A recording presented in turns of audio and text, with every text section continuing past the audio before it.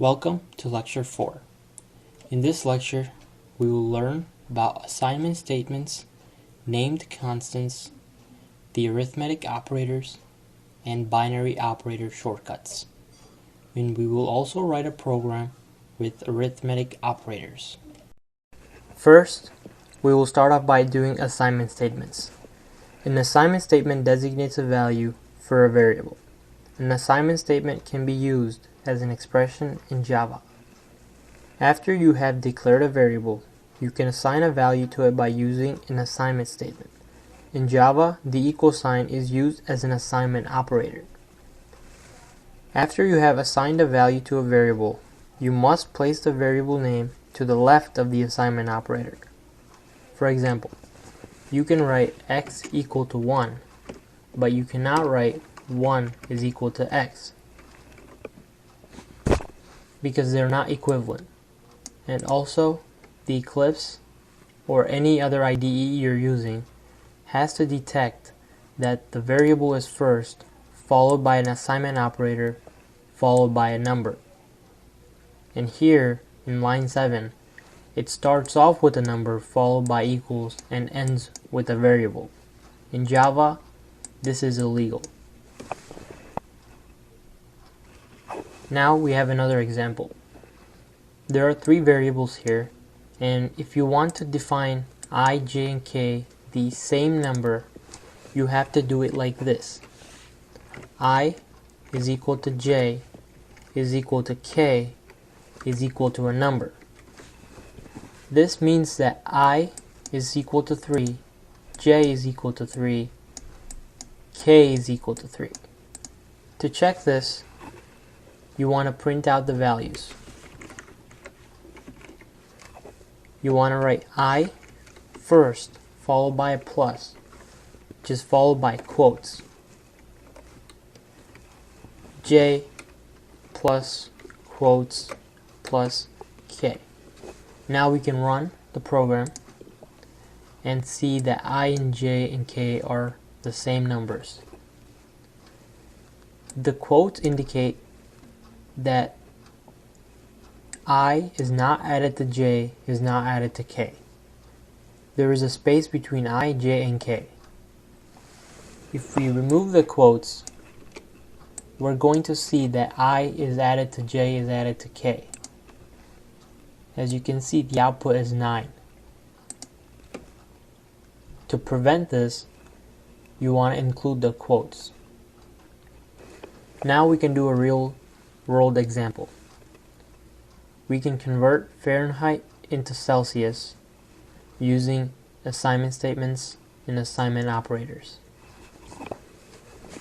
You first want to declare the variables.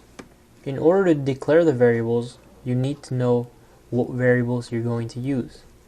So before you do anything, you want to write down the formula, which is going to be Celsius is equal to Fahrenheit minus 32 times 5 over 9.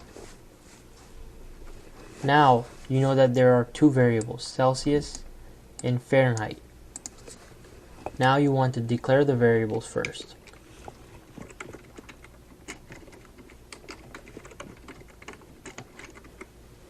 As we learned last time, you can declare and initialize on the same line.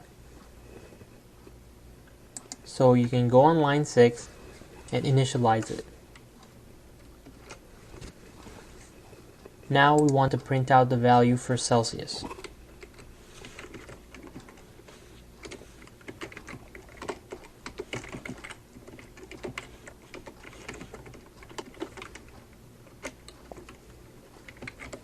Now we can run the program, and the Celsius is 10 degrees. Now we will do named constants. A named constant is an identifier that represents a permanent value. Here is a syntax for declaring a constant.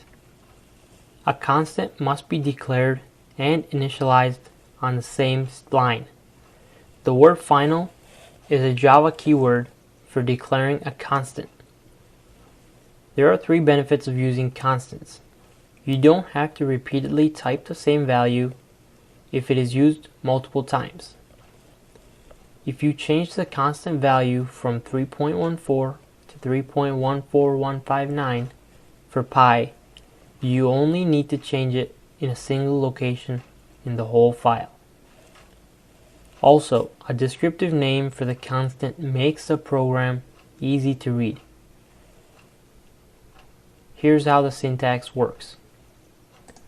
First, you start with a final, followed by a data type such as int, followed by a constant name such as pi is equal to a value. Now we will do binary operators. There are 5 main arithmetic operators in any language you take: addition, subtraction, multiplication, division, and modulus. This is a percent operator. As you can see, I have k is equal to k plus 5.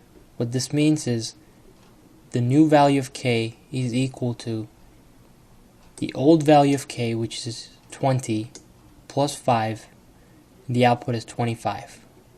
The equivalent way of writing this is k equals plus 5. What this means is that k is incremented by 5. So it's 20 plus 5. Here is 20 minus 5, which is 20. 20 minus 5, which is 15, is equivalent to k minus equals 5. Here's 20 times 5, which is 100. The equivalent way is k multiplication equals 5. K divided by 5. 20 divided by 5, 4, is equivalent to k divided by equals 5. And the mod operator. 20 mod 5 is 0. Is equivalent to k percent symbol equals 5. These are the equivalencies, and you just use this method compared to this, because this method saves you a lot of time, especially if there's a lot of lines you have to code. You can prefer this if you're not comfortable using this method. That's all for this lecture. In the next lecture, we will learn how to read numbers from keyboard.